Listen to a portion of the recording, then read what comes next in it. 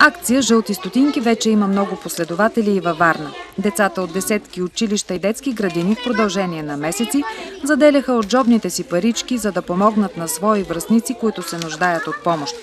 Кампанията е целогодишна, като събраните стотинки се внасят в специална банкова сметка на 1 юни, Денят на детето, и на 6 декември, празникът на Свети Николай Чудотворец.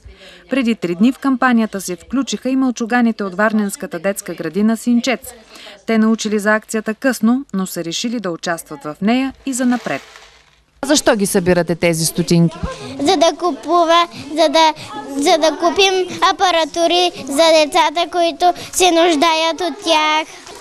Аз научих лично за себе си, че трябва да помагам и на болните деца.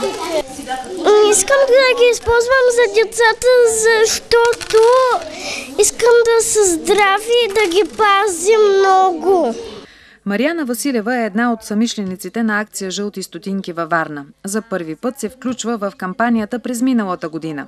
Днес, освен децата на свои близки и приятели, е успяла да обедини около каузата и мълчуганите от много варненски детски градини и училища.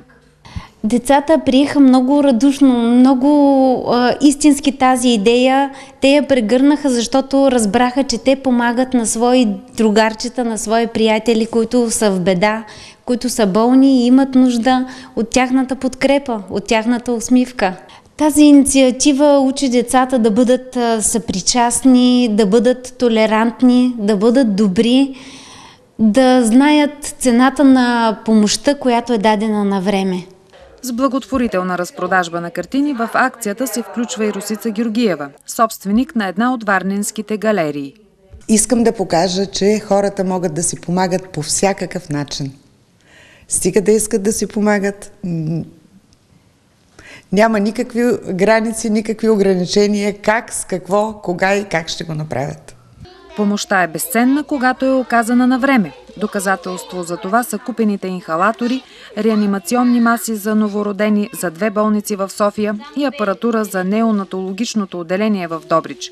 Всичко това са жълтите стотинки, събрани от стотици деца. Ние не всички се познаваме, ние просто сме приели тази идея и дали ще бъдат организирано внесени тези пари или всеки един ще отиде и ще внесе тези пари по банковата сметка, това няма значение. Важното е, че ние правим добро.